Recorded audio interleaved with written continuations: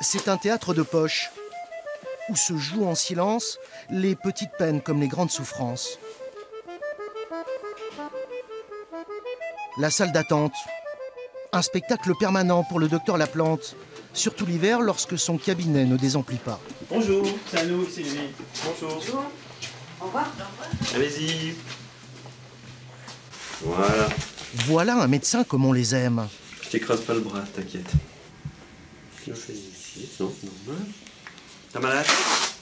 Concentré, attentif, il est aux petits soins avec les malades. Non, il n'a pas de fièvre, mais il a une toux. Enfin, ça, c'est la journée. Parce que le soir, on le sait ici, le docteur a tendance à se lâcher sous les projecteurs.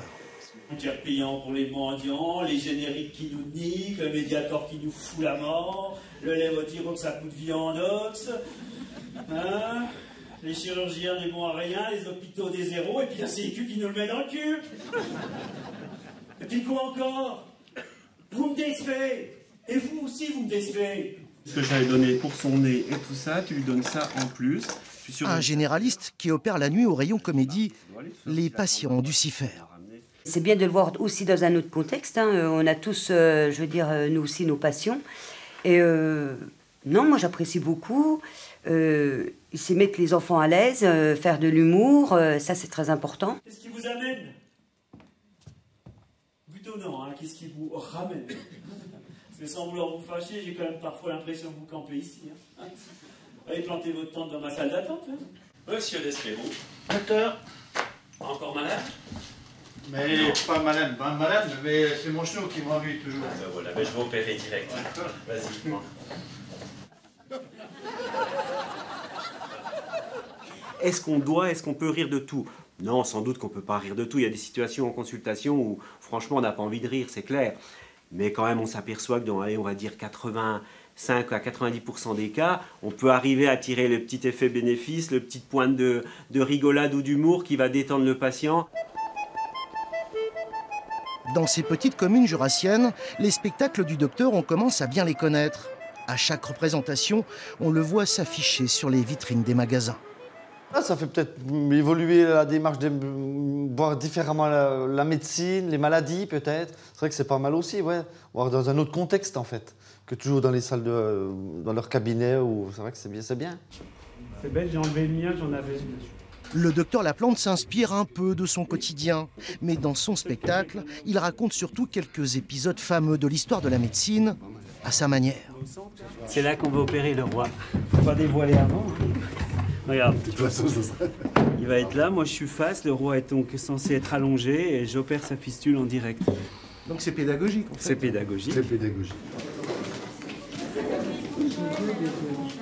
Charles-François de Tassy, chirurgien de Sa Majesté. Place, dans le divin fessier, un écarteur d'argent aux armes des Bourbons. Puis il enfonce son stylet dans le gras de l'abcès. Fouille et fouille. Ouvre tous les canaux et ses affluents. Découpe tout ce qu'il rencontre en petites lamelles. Voire en petits lambeaux. On extrait encore une dizaine d'espèces de longs vers de terre, sanguinolents et purulents. Je me suis installé, j'ai bossé, j'ai mis ça de côté, on va dire, pendant 15 ans. Je me rappelle avoir fait des colos comme moniteur, comme directeur de colo aussi. C'est moi qui organisais souvent les soirées festives, on va dire. Donc j'aimais bien. J'aimais bien faire le clown, à l'école aussi un peu. Hervé Laplante est un enfant du pays. Un vrai médecin de campagne. Bonjour Madame Beda. Alors, comment va? Comme une vieille. C'est lors d'une fête d'anniversaire qu'il a décidé de se lancer dans ce one-man show qui n'en finit plus. Non, 12-8 comme d'habitude, hein, franchement. Vos douleurs, toujours? Poignets, tout ça, ça fait toujours mal? Oh, je peux depuis rien votre faire fracture? avec cette main. Ouais. Je vais vous demander de vous avancer un petit peu, Madame Ruffiot. Très bien. Et de gonfler les poumons. Oui, gonflez les poumons, gonflez, gonflez, gonflez. Bloquez la respiration. Ne respirez plus. Ne respirez plus. Non, non, non, Madame Ruffiot, juste provisoirement, pas définitivement. Voilà, très bien. Arrêtez de respirer. Pas comme Madame Ruffiot, hein, pas tout le temps. Faut re-respirer, même si j'oublie de vous le dire, sinon ça peut mal tourner. Il le fait avec esprit, même des choses simples. Alors il y a le spectacle et il y a la souplesse qu'il a. Alors je sais pas quelle gymnastique il fait, mais alors les acteurs n'ont rien à lui envier. Je prends du magnésium aussi.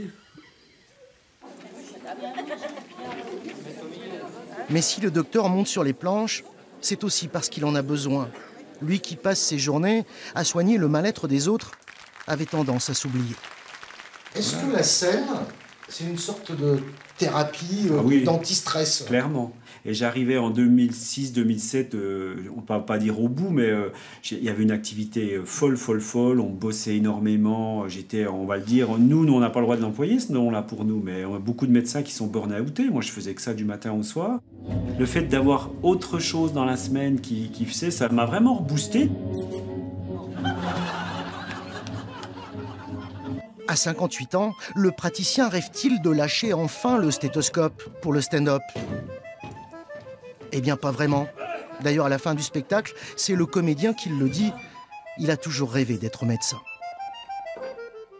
Être utile. Passer sa vie à être utile aux autres. N'est-ce pas là la plus jolie des vies?